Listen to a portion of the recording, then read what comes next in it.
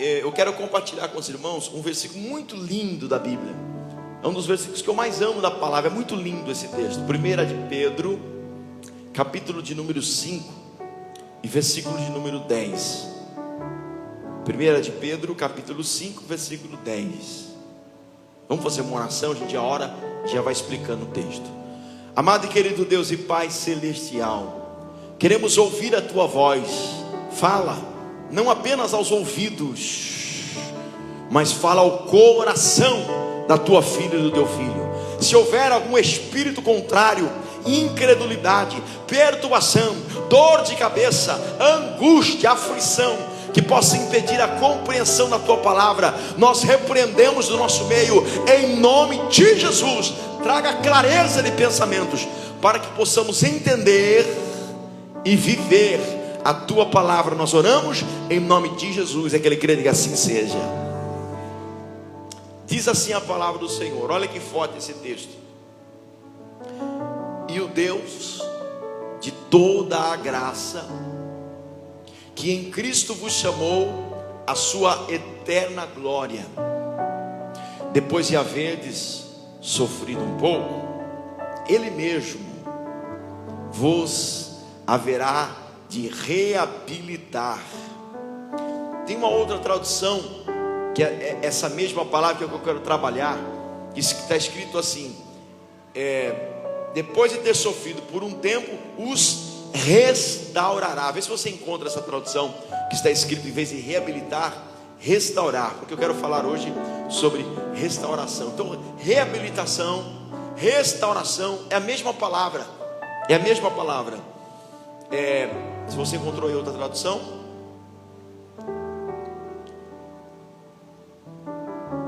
isso, ajuda aí, Wagner, só para a gente usar a palavra restaurar, que está na tradução que eu gosto de ler aqui. Então, os restaurará, confirmará, fortalecerá e trará firmes alicerces. Se você puder encontrar essa tradução, fala aí para mim. Eu acredito que vai ser bacana só para o pessoal ver. A tradução ela muda pouco, mas você falar de reabilitação é uma coisa, você falar de restauração é outra. Reabilitação tem muito a ver com o que eu estou fazendo, irmãos. Reabilitação de ombro, reabilitação do joelho, reabilitação da idade. Então, irmãos, é complicado, mas está aqui, confirmará, está dizendo aí. Repita comigo, restaurar. Só quem está vivo agora, diga restaurar, confirmar, fortalecer e ficar firme. Diga, e ficar firme. Amém? Eu quero falar um pouquinho com você sobre essa primeira palavra aqui, restaurar. Restaurar é a mesma coisa que consertar. De um tempo para cá, isso já vem bastante tempo, mas de um tempo para cá a gente vê mais isso. A gente tem até canais de televisão que mostram pessoas fazendo restaurações, pegando, por exemplo, aqueles carros velhos, empoeirados, que ninguém dá nada, e transformando aquele carro velho, aquele entulho, em algo precioso. Deus, ele é especialista em restaurar. Repita comigo, restaurar é consertar. Deus é um grande restaurador. Você sabe que para restaurar uma madeira, restaurar um carro, restaurar qualquer coisa, a pessoa ela tem que ser muito habilidosa. Porque qualquer coisa, dependendo da madeira, dependendo do carro, daquilo que você está fazendo, dependendo de como você mexer, quebra. De como você mexer, desfaz, arrebenta. Aí vem uma palavra profética lá em Isaías, um dos nomes mais lindos da Bíblia. Lá em Isaías 42, fala assim: a cana trilhada não quebrará. Quem é daqui de Piracicaba? Piracicaba ela é muito conhecida, gente, por ser a terra da cana, muito canavial. Eu chupei muita cana aqui em Piracicaba. Eu morei em São Caetano por mais de 10 anos, nasci lá. não tem o sotaque de piracicabano, graças a Deus. Estou brincando, né? O sotaque era bonito, é diferente, mas eu não peguei o sotaque piracicabano. Mas vivo aqui há muitos anos, e é uma terra maravilhosa. Gosto demais de Piracicaba. Chupei muita manga, chupei muito amora, de graça, né, irmãos? E também muita cana. Quem sabe o que é cana trilhada? Alguém já viu a cana trilhada? Alguém conhece cana trilhada aqui? O pessoal de Piracicaba aí não sabe o que é uma cana trilhada. A cana trilhada é aquela cana que ou vem um vendaval, ou passou um bicho muito pesado, ou passou um carro, uma carroça. Ela fez com que a cana deitasse, ela trilha, ela está prestes a ser quebrada, ela está torta. E ela, quando a cana está assim, se você já viu uma cana, você vai lembrar agora, aquela cana deitada, você vai tentar endireitar ela. Sabe o que acontece com a cana? Ela quebra. E aí a nossa vida é do mesmo jeito. Talvez você chegou aqui com uma cana trilhada. Se o homem mexer, quebra. Se eu pegar para mexer, quebra. Mas Jesus disse: eu não quebrarei a cana trilhada.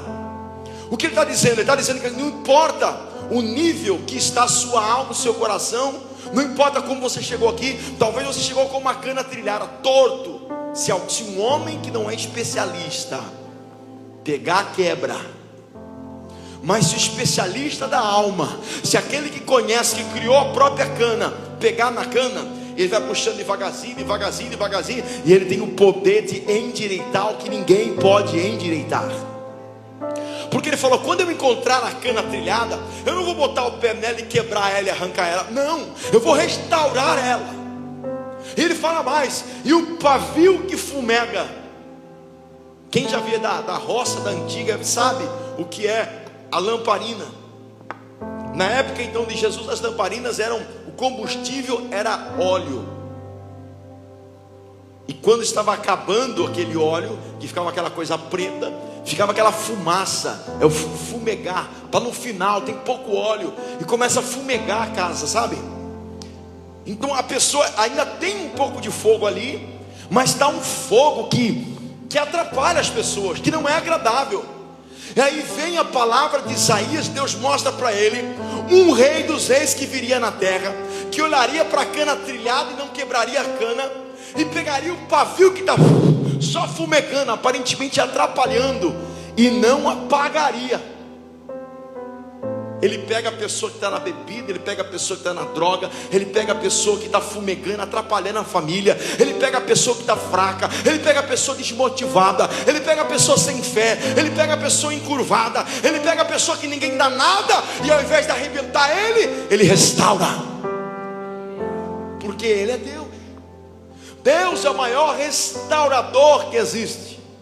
Ele não destrói as coisas, ele não pega você que caiu, que fraquejou. Ele é o bom samaritano. Você lembra da parábola do bom samaritano? Ele passa e vê você machucado, caído, sem dinheiro. Ele investe em você. Deus investe em você. É verdade que muitos não dão valor, mas Ele não se importa se você vai valorizar, não vai valorizar. Ele não se importa com isso. Ele faz a parte dele, como Ele é Deus. Ele te levanta, Ele te restaura, Ele te ajuda. E esse texto fala assim: o Deus de toda a graça que os chamou para a sua glória eterna em Jesus Cristo, depois de ter sofrido por um tempo, os restaurará. O que é restauração? É consertar. Deus quer consertar o teu casamento hoje. Deus quer consertar os relacionamentos de pais e filhos hoje. Deus quer consertar os relacionamentos. Deus é especialista em restauração. Então Isaías fala que ele não viria para destruir as coisas, mas para consertar. Você deve se lembrar daquela mulher que estava encurvada há 38 anos. Quem lembra desse texto? Quando eu estava lá em Israel, impressionante, eu vi uma mulher igualzinha a ela. Quem já viu alguém totalmente encurvado alguma vez? Tem algumas mulheres, principalmente, eu já vi curvado assim, totalmente. Por mais que a pessoa tente olhar para cima, não consegue, ela está encurvada. E havia uma mulher na época de Jesus assim, encurvada. Quem é especialista aí de coluna sabe Se você pegar na marra e falar, agora vou endireitar você quebra a pessoa no meio. Porque os anos, eu vou falar, os anos de aflição, os anos de angústia, os anos que aquela mulher passou encurvada, não dá para você simplesmente pegar ela e dar um tranco e falar em direita. Não dá, porque você vai quebrar ela no meio. Vai quebrar no meio. Por quê? Porque aquilo calcificou. Tem mágoas que calcificam, tem medos que calcificam, tem situações que calcificam. E não adianta um homem, uma mulher querer mexer, porque vai arrebentar, vai quebrar. Jesus não faz que nem a gente, dá um abraço, estrala as costas, vai no quiropraxista, vai em algum lugar para tentar mexer. Não, Jesus não fez isso, porque se ele fizesse, ele sabia, se eu mexer, quebra. Então num culto como esse, aquela mulher encurvada lá no fundinho, ela nem conseguiu olhar para Jesus. Ela não viu Jesus, mas Jesus viu ela. E Jesus está te vendo essa noite. E está vendo, sabe esse medo que você tem no seu relacionamento? Sabe essa insegurança que você tem? Isso deixa torto. Você precisa de restauração. Porque quando Deus está no coração de alguém, não tem medo, tem certeza, tem segurança. E aí o Senhor Jesus chama ela e fala assim: espírito maligno, sai dela. Era espiritual. Tem coisas na nossa vida que precisam ser restauradas, mas tem coisas que só na libertação Deus vai fazer. E às vezes você não entende isso, e você vai no psicólogo, vai no psiquiatra, toma remédio, corre para cá, corre para lá, e não resolve. Faz terapia, faz psicoterapia, estuda, faz um curso, faz outro, busca, e aquilo não sai do teu coração. Mas quando Jesus chega, ele dá ordem: espírito imundo, sai. E quando ele saiu daquela mulher, e na hora aquela mulher se endireitou. Talvez seja um problema espiritual que veio da tua mãe que te atingiu. Talvez é algo que veio do teu pai que te atingiu e deixou você torto até hoje. Mas o restaurador está aqui essa noite, e ele quer pegar você, que é uma peça única. Sabe por que tem que ser especialista para pegar você? Porque não existe outro igual a você. Carro existe um monte igual, casa existe um monte, coisas da terra existe um monte que o homem cria, mas pessoas, só existe uma pessoa, você. Você é único, é peça rara, é exclusivo, não tem outro, irmão. Aqueles montes de chinês, tudo igual, japonês. Quando a gente vê um chinês, um japonês, um coreano, a gente nem sabe direito a diferença. A gente fala para o chinês: você é japonês? Não. Fala para o coreano: você é japonês? Não. Mas é tudo olho puxado, você não sabe a diferença. Você olha assim e fala: meu Deus. Mas Deus, nenhum chinês é igual ao outro. Todos eles, se pegar lá a digital dele, não é igual. A íris do olho, por mais fechadinho que seja. De manhã no café aqui tinha bastante japonês hoje aqui. O senhor acabou de acordar na cama, veio correndo atrasado para a igreja: pastor, cheguei, japonês, inchado. Mas você é peça rara, exclusiva. Então, irmãos, quando você vai para uma religião errada, quando você é pego por alguém que não é verdadeiro, ele termina de te arrebentar, ele termina de arrebentar a sua alma, ele tenta desentortar você, e pelo contrário, ele te arrebenta, porque ele não é especialista. Mas quando Deus pega você, quando Deus toca em você, ele te levanta, ele te restaura, porque ele é um Deus que restaura. Ele vos restaurará, confirmará, concederá forças. Quem quer muita força, dá um glória a Deus aí. Concederá força. E quando a gente fala de restauração, a gente não pode deixar de falar de alguém na Bíblia que é uma referência em restauração na Bíblia. E esse é um grande servo do Senhor chamado Neemias. A história de Neemias, ela é extremamente maravilhosa. Há duas características em Neemias que fazem com que ele se torne um grande restaurador. Repita assim comigo: espiritualidade. Diga de novo: espiritualidade e liderança. Deus te chamou para ser um homem espiritual, e Deus te chamou para liderança. Deus te chamou para ser cabeça. Muitas pessoas pensam que a Bíblia fala disso, e fala mesmo, de liderança. E as pessoas pensam: não, você é o líder de um monte de gente. Não, não é isso que a Bíblia fala. A Bíblia fala que quando Ele unge você, Ele te dá a capacidade de você mandar, sabe em quem? Em você mesmo. Os teus olhos falam assim para você: ah, hoje tem que ver uma pornografia, hein? Tá meio carentão, né? Ai, e depois de ver, você sabe que tem que completar o serviço. Só que aí Deus entra na tua vida, e aí os teus olhos, a tua cabeça, o teu desejo, o teu ventre, a tua testosterona, sei lá o que, fala, grita dentro de você, a tua carne grita. Mas como você agora é ungido com a unção de liderança, você libera a sua cabeça e fala: não. Mas antes, quando você era do mundo, o coração pedia, o ventre pedia, a cabeça pedia e você obedecia. Mas hoje você não obedece nem sua cabeça, nem os seus pensamentos, nem os seus hormônios. Você obedece a palavra. Você está na fé. E obedecer a palavra nem sempre é... Eita, eu vou falar, segura na cadeira para não cair aí. Obedecer a palavra, a maioria das vezes, não é gostoso. Tem um jovem aqui, não vou falar o nome dele para ninguém ficar sabendo todo mundo quem é. Que eu perguntei para ele: mas como que era a vida pagã no mundo? Ele foi muito sincero: ah, gostoso demais. Então quando eu perguntei isso para Augustinho, puxa vida, não era para falar o nome. Ele foi sincero. Pecar você não precisa fazer força. Sair com um monte de mulher você não precisa fazer força.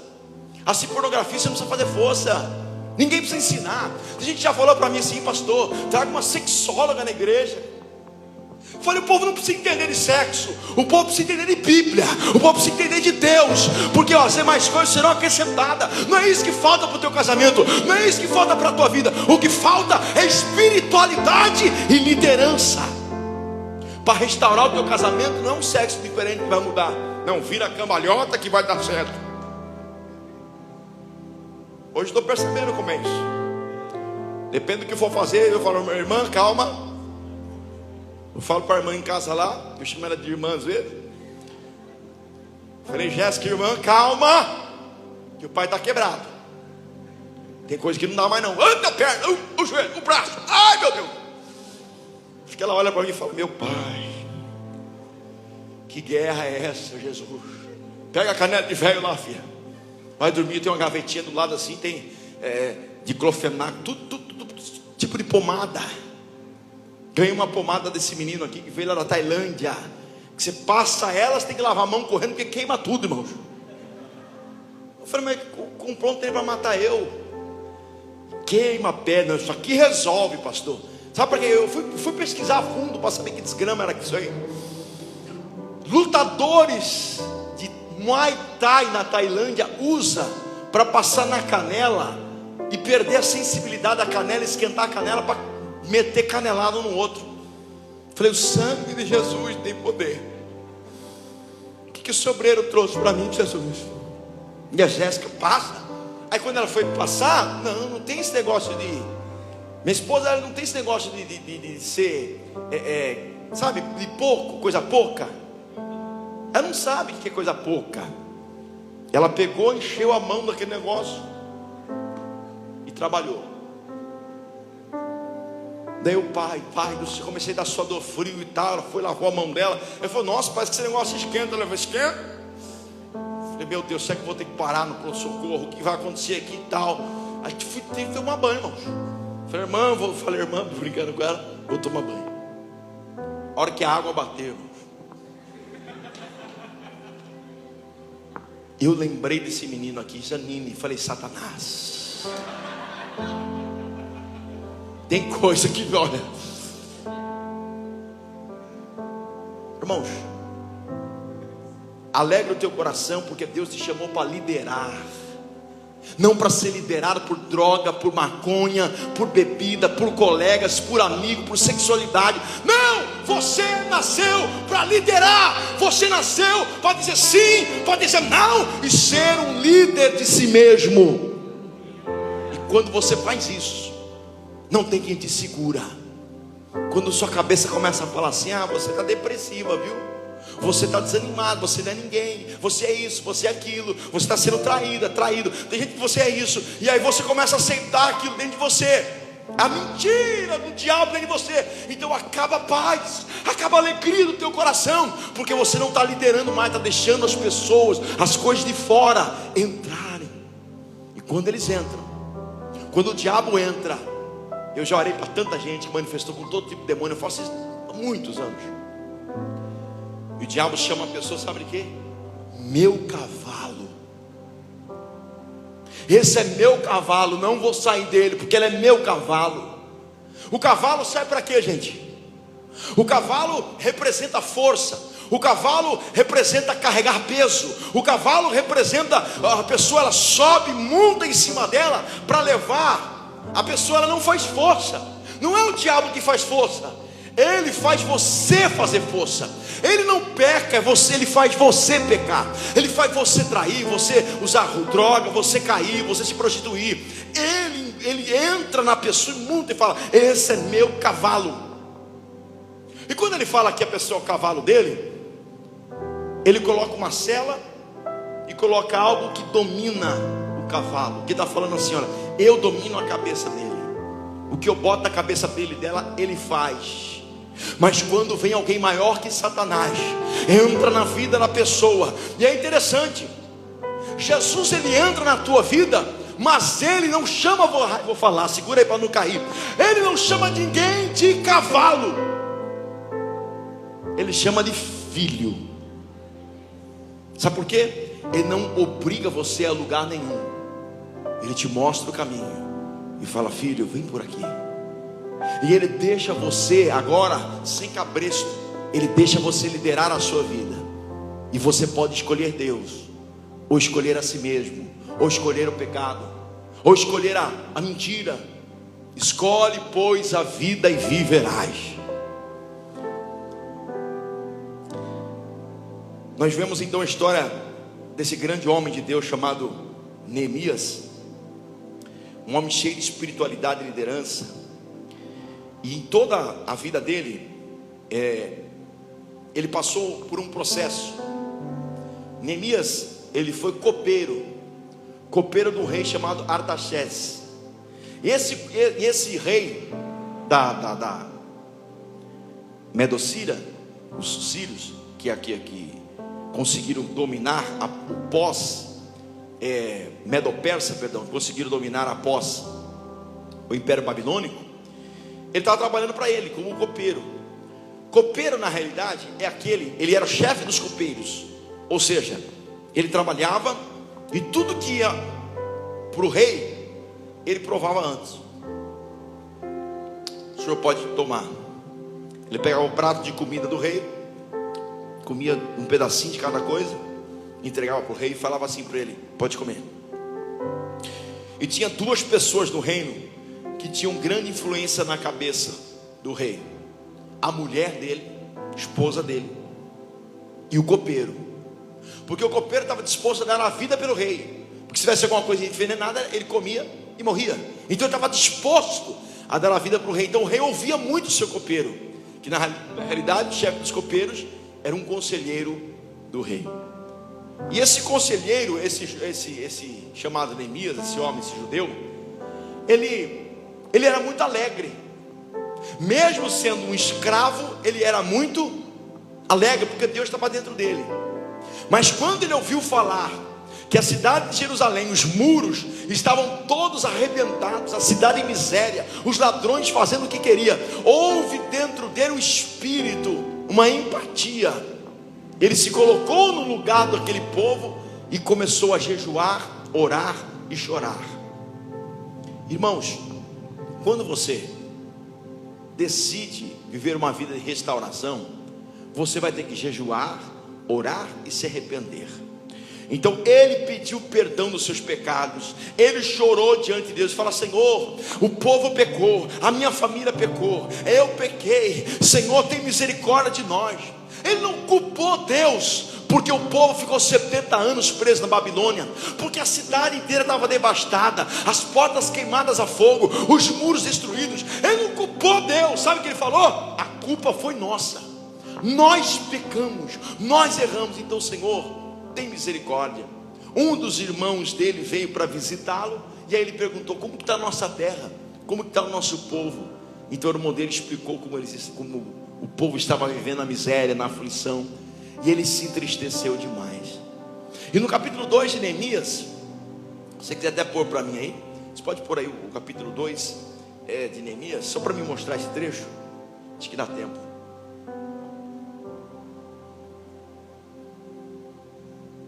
Olha aí, no mês de Nisan, Abib, isto é, entre março e abril, do 20º ano do rei Artaxerxes, na hora de servir-lhe o vinho, levei-o ao rei. Nunca, isso aqui é muito bonito para mim. O que está escrito aí? Nunca antes eu havia me apresentado com um semblante. Então, se nunca antes havia acontecido isso, se o semblante não é triste, o semblante é o quê? Olha só, vem para cá, olha, rei, já experimentei, pode tomar. E o rei tomava. Olha lá, vem para cá, olha só, já comi, pode comer. E o rei se alegrava, só de olhar para ele, o rei se alegrava. Ele era escravo, o outro era rei, mas quando ele olhava o semblante de Neemias, ele via alguma coisa diferente. Você pode ser muito menor do que alguém, mas esse alguém vai olhar para você, vai ver a presença de Deus, vai ver um sorriso bonito. Poxa, gracinha. Só que a vida vai vindo e você vai perdendo a alegria, você vai perdendo o semblante de alegria. Você começa a ter aquele semblante fechado. Você vê aquelas pessoas que se olham assim, cheio de ruga, aquela cara fechada. Você olha, você fala, você tem até medo da botagem. Mas tem outra pessoa que se olha, está com semblante leve. Olha, jovem pra cá, conta uma piada. Esses dias, um tempo atrás, acho que eu estava sem a Jéssica, entrei no elevador, estava meio cheio de gente. Eu, olha só, pessoal, admitei, olha só, Silvio Santos, pus a língua para fora. Todo mundo olhou e falou, o cara é retardado. Eu querendo alegrar, acho que o pessoal falou, rapaz, tem problema na cabeça. Daí depois eu falei, olha só, vocês estão pensando que eu não bato bem, não é verdade? Oh, meu Deus. Depois todo mundo deu risada. Foi bacana. Eu fazia muito isso, imitar um monte de gente. Tem alguém que lembra do Gil Gomes aqui? Ei, não vou imitar ele aqui não, melhor não. É muito antigo, né? A nossa alegria não está naquilo que temos, a nossa alegria está em quem somos. Você é filho de Deus. Deus te chamou para fazer a diferença. Até o teu semblante vai abençoar pessoas. Nunca antes eu havia me apresentado com um semblante triste na presença dele. Versículo 2. Por esse motivo me indagou. Ele estava triste. E o rei olhou para ele e falou, mas tem alguma coisa errada com esse rapaz. Eu nunca vi ele assim. Por que o teu rosto está entristecido? Não se está enfermo, está preocupado, está enfermo. Qual que é o problema seu? Isso só pode ser tristeza de alma. Então nesse momento tive medo. Então quando o rei perguntou o que estava acontecendo com ele, teve medo. Porque ele ia falar o seguinte, olha, o seu povo, o seu exército destruiu o meu povo, e o meu povo está lá na miséria. E na hora ele pensou, dependendo do que eu falar para o rei, ele manda cortar minha cabeça agora. Põe o versículo 3 para nós. E justifiquei-me ao rei, que o rei, olha como que ele se retratou para o rei, que o rei viva, bobão ele, né? Que o rei viva para sempre. Com meu rosto não estaria triste, se a cidade em que está o sepulcro dos meus pais está completamente destruída e as suas portas consumidas a fogo. Versículo 4. Então o rei me perguntou, o que estás desejando me pedir? Olha só, o rei, quando viu tristeza no coração dele, pensou, você quer estar doente? Não estava. Mas isso é aflição de alma, é angústia. Como eu poderia não estar aflito? Empatia. Vendo a aflição, ele pôs em perigo a vida dele para ajudar o outro, o povo dele. E aí olha só, aí o rei fez a pergunta, na realidade, o que você está querendo? Vou pedir, rapaz, pede aí o que você quer. E nesse instante fiz. Quando o rei pediu para ele: pede o que você quer, ele gelou. Ele falou: dependendo do que eu pedir, eu estou lascado. Ao invés dele pedir na hora, o que ele fez? E nesse instante fiz uma rápida oração ao Deus dos céus. Você sabe que diante do rei você tem que saber o que pedir, porque a oportunidade é rara. Na presença de Deus você tem que saber o que pedir. Na presença de gente grande você tem que saber o que pedir. E mais, eu nunca vi pessoas que ficam pedindo coisas prosperarem. Tudo que você precisa, não pede para ninguém. Você não precisa pedir para ninguém, porque se Deus é contigo, Ele vai prover, Ele vai providenciar. A única pessoa que você pode bater, reclamar, chorar, pedir é com Deus. Com o homem não. Com o homem você não reclama nada. Pastor, eu não tenho nem o que comer em casa. Não precisa pedir não, porque Deus vai tocar no coração de alguém, vai levar uma cesta, vai passar no açougue. Se você não pode, tranquilo, vai lá na tua porta e entrega. Teve o Natal, irmãos, que a gente não tinha carne, não tinha um panetone, não tinha nada. Aí uma pessoa bateu na porta. Na realidade tocou a campainha, os cachorros latiam, minha casa sempre teve cachorro. E fui eu que saí lá. Pois não, senhor? Ah não, vim trazer aqui para você, todo feliz, dentro de você, para sua família. Pega aí, rapaz, deixa aí para seu pai, para tua mãe. Deixa um abraço para eles. Uma paca. Alguém já comeu paca aqui? Não, nem sabe o que é paca. Tá bom, ninguém é caçador aqui. Paca, tipo um tatu. Fica mais fácil vocês entenderem, né? Desse tamanho. Entregou a paca, entregou uns 4, 5 panetone. Eu lembro até hoje, um sacão de pão. Tinha uns 20 pão lá dentro, cheiroso. Deixa um abraço para seu pai, para tua mãe. Fala que, não lembrei o nome do homem. Fala que fulano passou rapidão aqui, vim de São Paulo aqui. Deixa um abraço para eles, tchau. Aquele mundaréu de coisa, levei lá para dentro. Minha mãe falou: mas o que é isso? Não, um homem passou aqui, entregou tudo aqui para nós. Falei o nome deles para minha mãe, para meu pai e minha mãe. Mas quem será que é? Até hoje eles não sabem quem é essa pessoa. Nós não pedimos para ninguém, mas Deus mandou lá na nossa porta.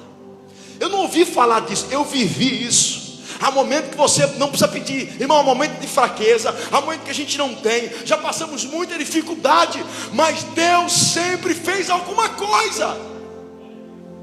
Eu quero dizer para você que Deus vai fazer alguma coisa. Chacoalha essa pessoa linda do outro lado, fala: Deus vai fazer alguma coisa. Então na hora de pedir, ele orou, porque ele te falou: olha, não posso pedir qualquer coisa de qualquer jeito. E respondi: se for do teu agrado, e se o teu servo puder contar com a tua bondade, rogo-te que me permitas ir ajudar a cidade do sepulcro dos meus pais, para que a eu quero voltar lá para reconstruir. Versículo 6. Então o rei, tendo a rainha sentada ao seu lado, me perguntou: quanto tempo levará essa viagem? Quando regressarás? Depois de informá-lo sobre a duração da missão, ele concordou em liberar-me. Irmãos, pensa aqui comigo. Neemias, qual era o trabalho dele? Eu não ouvi o quê?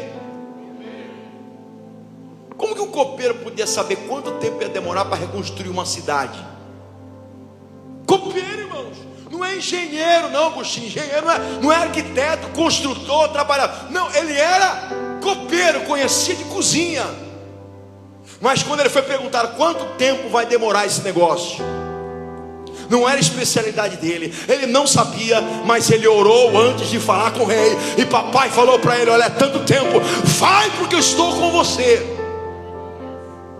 Irmãos, uma coisa é você ir quando você quer, a outra coisa é você ir quando Deus vai com você. Quem lembra de Moshá Moisés aqui? Moisés, quando fez a minha idade, a idade que eu tenho hoje, 40 anos. Estou profetizando bem menos para mim aqui, graças a Deus. 40 anos. Ele olhou para o soldado egípcio e viu o soldado egípcio metendo sarrafo num dos irmãos dele, pegando o chicote, chicoteando. O que Moisés fez com 40 anos? Falou: vou libertar esse povo, vou para cima desses egípcios. Foi lá e matou na mão um egípcio. E sabe o que ele fez? fez um buraco no deserto, na areia, e colocou esse soldado lá dentro daquele buraco. Passou uns dias, o vento soprou, e aquele corpo foi descoberto. Não há nada encoberto que não seja o tempo mostra tudo. Vou dizer de novo: o tempo mostra tudo. Mostra quem realmente você é, mostra o seu caráter. O tempo mostra tudo. E o vento mostrou. A ideia era boa, a vontade era boa, mas foi do jeito de Moisés. Quando aquele corpo foi descoberto, o próprio povo dele ficou contra ele. Falou: você vai fazer, não vai nos libertar como você fez com esse soldado egípcio? Você vai nos matar também? Então Moisés precisou fugir para o deserto e ficou lá 40 anos. Passou 40 anos, Deus aparece para ele numa sarça. Eu fui lá no Egito e eu fui conhecer a sarça. Há uma árvore baixinha assim, no meio do nada tem algumas sarsas. Eu acho que eu tenho até foto, não sei se eu mandei a foto para os irmãos da igreja. Eu conheci a sarça. E ali ele passeando então com as ovelhas de Jetro, seu sogro, ele olhou e viu uma sarça pegando fogo, mas aquela sarça não se consumia. E ele foi até lá e Deus falou com ele, falou: Moisés, volta lá no Egito, porque eu estou com você e eu vou libertar esse povo. Aí ele deu uma desculpa, falou: olha, não consigo falar muito bem. Falou: fique tranquilo, pega o seu irmão, que o seu irmão vai ser seu intérprete, passa tudo para ele, ele vai explicar para o povo vai entender tudo. Ele vai falar com o faraó, não fique tranquilo, vai. Ele foi, ele não brigou com ninguém, não massacrou ninguém, ele apenas foi na direção de Deus. Isso aqui é muito interessante. Agora não é na força de Moisés, agora é na força repita comigo, na força de Deus. Tem coisa que nós queremos fazer em 2023, mas Deus não está nisso. Tem coisa que você quer fazer no seu braço, na sua força, mas Deus não está nisso. Você tem que ir quando Deus falar: vai, porque eu sou contigo. Vai nessa tua força, porque eu estou com você. Então Moisés foi, você conhece a história. Veio as 10 pragas, ele tirou o povo. E para arrematar a saída deles do Egito, eles vão, e eu cheguei lá no mar. Até você esteve lá, né, filho? Nadou e nem sabia o que era. O Mar Vermelho. Para atravessar aqueles mar gigantes, irmãos. Eu olhei lá, dava para ver Israel do outro lado, mas, irmão, é um mar violento. E quando ele chegou naquele mar, veio um vento de novo. Lá atrás, há 40 anos atrás, um vento soprou e descobriu aquele morto, aquele soldado. Veio um vento de novo e parou as águas do mar, e se abriu uma grande porta, onde aquele povo inteiro, aqueles 2 milhões de pessoas passaram. Só que aconteceu um negócio interessante. Agora não é mais Moisés que está lutando, é Deus que está com Moisés. Moisés cobriu um morto, em pouco tempo o vento descobriu e todo mundo viu aquele cadáver. Quando o exército egípcio veio com suas carruagens, cavalos, forças, atrás do povo de Israel, o mar estava aberto, eles entraram, vão pegar eles lá do outro lado. E quando eles entraram, aquele monte de exército, aquele monte de gente do exército entrou, Jesus, o Espírito de Deus, do Elohim, que também é Cristo, ele disse para o vento: pode parar de ventar agora aí. Parou de ventar, o mar veio com violência, matou todos aqueles soldados egípcios. Agora a pergunta que não quer calar: quantos copos ficaram boiados? Quantos copos o povo encontrou? Até hoje, irmãos, não encontraram um corpo de nenhum soldado. Porque quando Deus cobre, ninguém descobre. Você não entendeu? Vou falar de novo. Quando Deus está no negócio, irmãos, acabou. Quando Deus está no negócio, quando Deus cobre, está coberto. Quando Deus faz, Ele faz. Não é a tua força, é a força dEle. Você entende isso? Então quando Deus está com a gente, irmãos, é maravilhoso. Mas quando é na sua força, é do teu jeito, não acontece. Então Neemias, para nós encerrarmos aqui, ele é liberado pelo seu rei, espírito de espiritualidade e liderança. Ele vai, leva ouro, leva prata, leva ferramentas, leva tudo que ele precisa. Em 52 dias ele conseguiu reconstruir os muros daquele lugar. 50 e poucos dias, irmãos. Houve oposição, houve muitas dificuldades, mas Neemias sendo o quê? Um construtor ou um copeiro? Ele ainda era um copeiro, mas ele estava sendo dirigido por quem? Sanbalat e Tobias tentaram impedir a construção de todo jeito. Tiraram um sarro dele, falaram assim: olha, esse muro está tão mal feito que quando uma raposa bater nesse muro, esse muro vai cair. Isso chegou até Neemias, dizendo: o muro está fraco, e se você não sabe o que está fazendo, a coisa não vai andar, não vai dar certo, porque o teu inimigo ele sabe que se ele mexer no teu psicológico, você vai parar, se ele mexer com a tua cabeça, você vai desanimar. E quando aquilo chegou até Neemias, Neemias, que era um homem de Deus, deu o efeito ao contrário. Sabe o que Neemias fez? Falou: pega todo mundo espada, pega soldados, fica todo mundo aqui preparado. Com uma mão vocês vão trabalhar, com a outra mão vocês vão estar com a espada, porque a oposição está grande, mas nós vamos lutar e nós vamos terminar essa grande obra, e o nome do Senhor será glorificado. Neemias saiu de lá como copeiro. Em 52 dias ele se transformou em um construtor. Repita comigo: copeiro, construtor. E aí encerra a restauração de Deus. Agora Neemias, no final da construção, não é mais nem copeiro e nem construtor. Agora ele é consagrado a governador. Olha como Deus faz. Porque ele decidiu ajudar os outros, porque ele decidiu fazer a diferença para os outros, Deus elevou a vida dele. 2023 será um ano de oportunidades para você ajudar pessoas, para você se doar, para você ter a empatia, se colocar no lugar das pessoas. E quando você fizer isso, Deus estará com vocês, e vocês restaurarão muros fendidos, portas derrubadas. Vão olhar para você e falar: como que você conseguiu isso? Fala: não sei, é o meu Deus.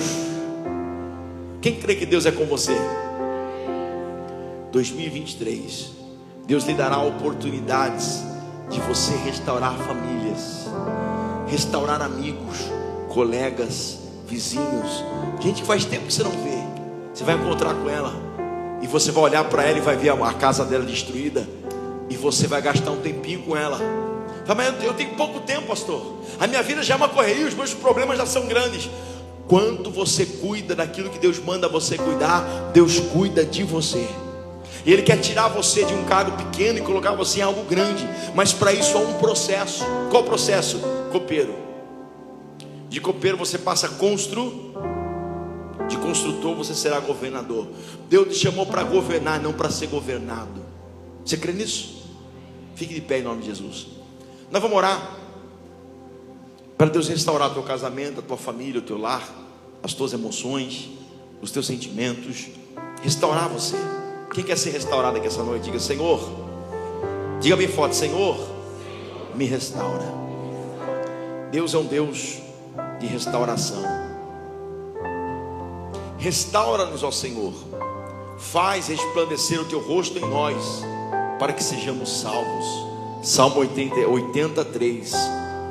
O Salmo 51 fala assim, versículo 12: devolve-me a alegria da tua salvação, e sustenta-me com o espírito pronto para obedecer. Devolve-me a alegria da tua salvação, e sustenta-me com o espírito pronto para o quê? Você tem que ter força para obedecer. É fácil obedecer? Para mim é difícil, para qualquer um aqui é difícil. Mas quando o teu coração está alegre no Senhor, você tem força de obedecer.